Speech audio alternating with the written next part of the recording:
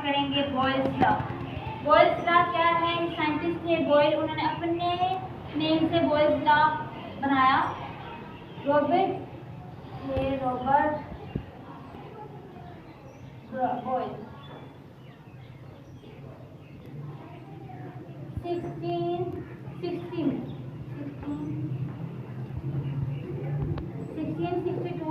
Boil ने अपने नाम से बॉयल्स लॉ बनाया।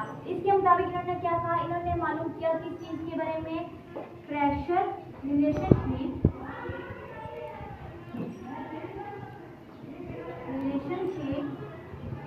Between pressure and volume. इन्होंने कहा कि किसी भी गैस हो जाए तो उसका वॉल्यूम है ना, मैस है गैस का वॉल्यूम, वो हमेशा इनडायरेक्टली प्रोपोर्शनल होता है, इनवर्सली प्रोपोर्शनल होता है प्रेशर के, लेकिन जब टेम्परेचर कांस्टेंट हो।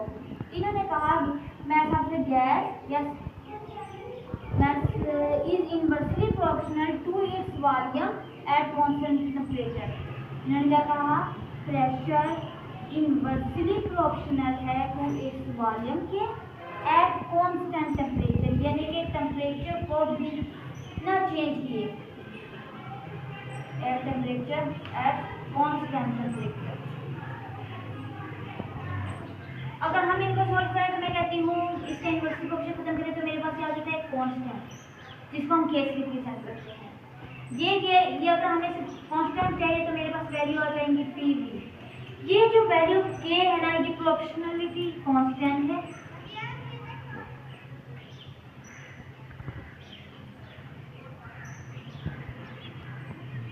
ये सेम होती है, जितना मैथ के साथ ये वैल्यू हमेशा सेम होती है।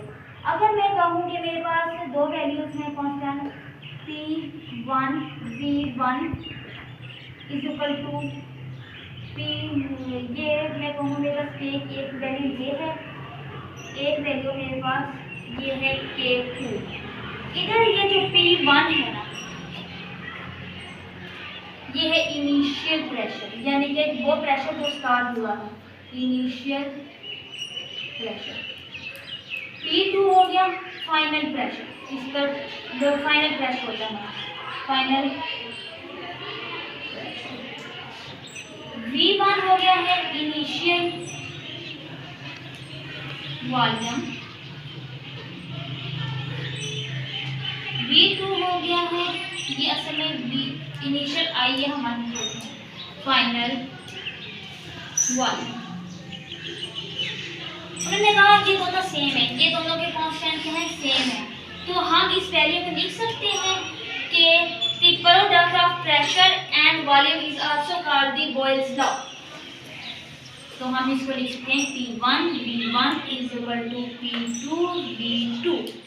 बॉयल्स लॉ ने कहा कि जो इसने मालूम किया कि जो relationship between the pressure and volume, यानी कि अब मैं इसको डायग्राम के थ्रू आपको इसकी वेरिफिकेशन करवाती हूँ कि उन्होंने कहा जो प्रेशर है वो इनवर्सली प्रोपोर्शनल है वॉल्यूम के। अगर प्रेशर इंक्रीज होता है तो वॉल्यूम डिक्रीज होगा,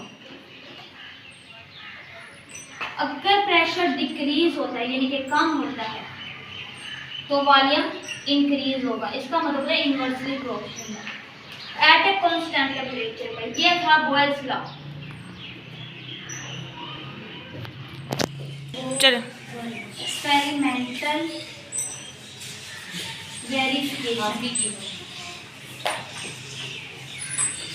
verification of Boyle's law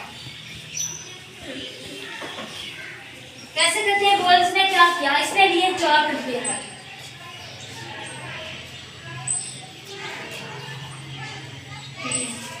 same size के इसने लिए चार,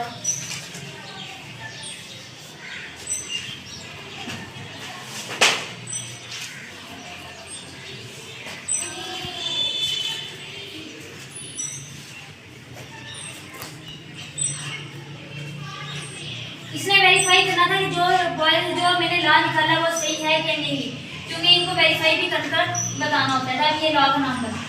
तो इसने क्या कहा, इसने ली 4 कंटेनर, इसने इसमें रखा प्रेशर,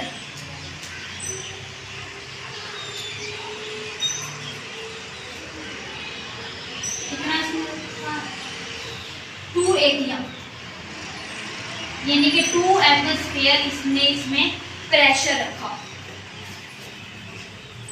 दूसरे कंटेनर इसके वक्त वॉल्यूम था हमारे पास, जब इसने रखा था तब इस वक्त हमारे पास वॉल्यूम था 1 डेसीमीटर क्यूब। जब इसने प्रेशर को डबल कर दिया, यानी कि इसने प्रेशर रखा 2 गुना,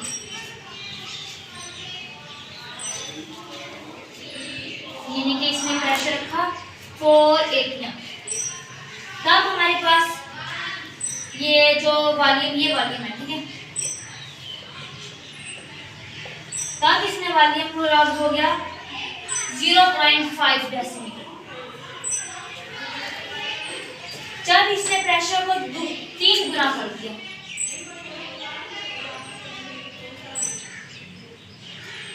यानी कि 3 एटमॉस्फेयर, तब हमारे पास प्रेशर आ गया, तब हमारे पास वॉल्यूम आया 0.33 डेसीमीटर क्यूब। जब इसने प्रेशर को 4 गुना कर दिया,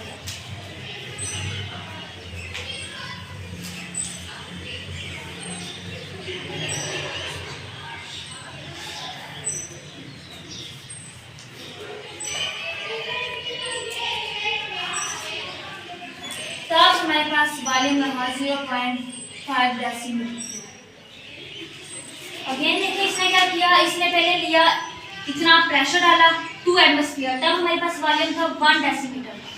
फिर इसने प्रेशर डबल कर दिया, 4 कर दिया, तो हमारे पास ये रिड्यूस हो गया, यानी कि इसका हाफ हो गया, वॉल्यूम हाफ हो गया, यानी कि प्रेशर इंक्रीज हुआ, वॉल्यूम डिक्रीज, इतना था। फिर प्रेशर इंक्रीज हुआ, वॉल्यूम डिक्रीज हो गया, 3 गुना पर वॉल्यूम और डिक्रीज हो गया, इसका हाफ हो गया। 4 गुना पे यानी कि 8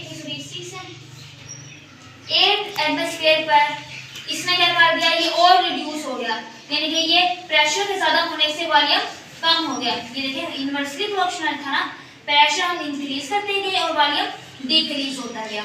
इसको वेरिफिकेशन किया इसने फार्मूले के थ्रू, कौन सी फार्मूले के थ्रू, P1 V1, 4 है तो मैं चारों बनाऊंगी, P2 V2,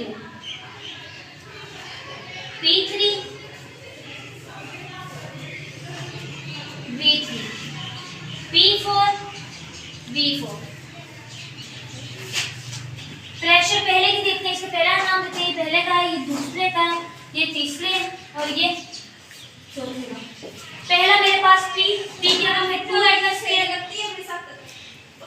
साथ ये मल्टीप्लाई हो रहा है, तो B हमारे पास है 1 decimetre cube.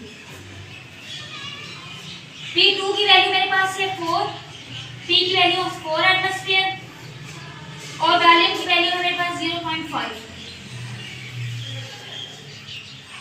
Decimetre cube. P3 की वैल्यू है 6 एटमॉस्फेयर, V3 की वैल्यू हमारे पास 0.33 डेसीमीटर क्यूब। P4 की वैल्यू है 8 और इसकी वैल्यू है डेसीमीटर क्यूब। जब इन दोनों को मल्टीप्लाई किया 2 1 2 एटमॉस्फेयर, जवाब आया मेरे पास एटमॉस्फेयर डेसीमीटर क्यूब। 4 को मल्टीप्लाई किया 0.5 से, तो मेरे पास आया 2 एटमॉस्फेयर। 6 को मल्टीप्लाई किया 0.33 से, तो मेरे पास जवाब आया 2 एटमॉस्फेयर। 8 को मल्टीप्लाई किया 0.25 से, तो मेरे पास जवाब आया है 2 एटमॉस्फेयर। इन सेम वैल्यूज का आंसर आने की वजह से हमें मालूम हुआ कि चारों का आंसर सेम है, यानी कि प्रेशर के इंक्रीज हो जाने से वॉल्यूम डिक्रीज होता है, वॉल्यूम के इंक्रीज होने से प्रेशर डिक्रीज होता है। वेरिफिकेशन यानी इस आंसर से ये जो इक्वल आए हैं, इससे एक बात प्रूफ हो चुकी है कि बॉयज लॉ सही है, यानी कि अब ये वेरीफाई हो चुका है। ये था बॉयज लॉ।